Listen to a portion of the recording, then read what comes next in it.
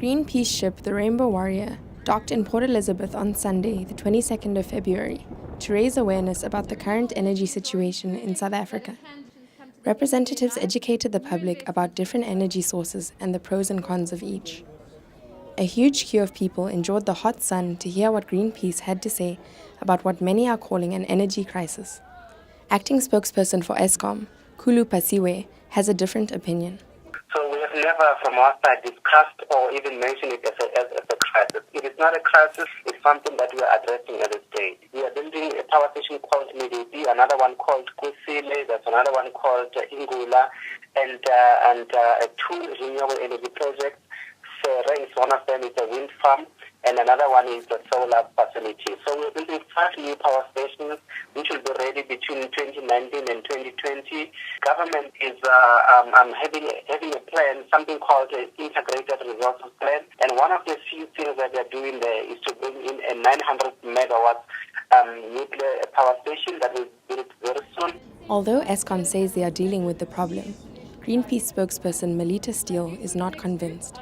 Unfortunately, nuclear will take at least 10 to 15 years to deliver electricity, and at the same time it could cost up to 1 trillion rand, and the only way that those costs can come back is through people's pockets, so the price of electricity is likely to double or triple. And Eskom is also building 2 of the biggest coal-fired power stations in the world, which is Medupi and Kusile. Both of those power stations are heavily delayed and over budget and haven't delivered a single kilowatt of electricity into the grid. Coal is highly polluting and uses a huge amount of water, so Eskom uses 10,000 litres of water per second to keep the country's coal-fired power stations burning. So Greenpeace really believes that new investments should not be going into coal but should be going towards renewable energy. Although renewable sources such as wind and solar seem like a viable option, one downfall is that there is no technology currently available to store this energy. Pasiwe argues that energy made from nuclear and coal is a more practical option. Nuclear power stations, just like coal-fired power stations, are base load power stations. Base load means that they are available 24 hours a day. The renewable energy projects like sun, for example, if you're using a solar farm, obviously get electricity out of it when there's sun. The wind farm, you can only get electricity when there's wind. Coal and nuclear are available 24 hours a day. That's the benefit. When we talk about renewable energy, it's never one particular technology. We're talking about wind, solar PV, concentrating solar, micro hydro, sustainable biomass, all of those things combined. South Africa has some of the best renewable resources in the world.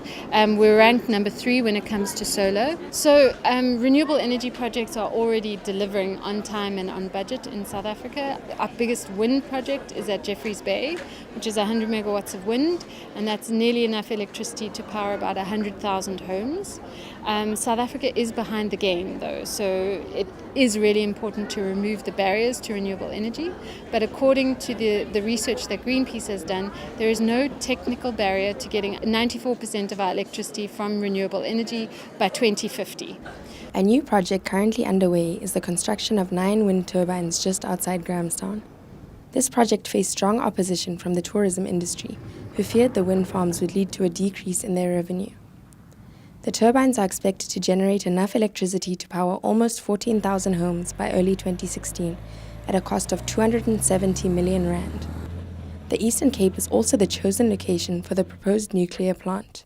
Nuclear energy would take 8 to 15 years to complete and is estimated to cost 1 trillion rand. The Rainbow Warrior, while she's here, is really part of our campaign to highlight the fact that nuclear will deliver far too little, far too late, and at far too high a price. Louise Fuller and Ria MacDonald reporting for Grocot's Mail.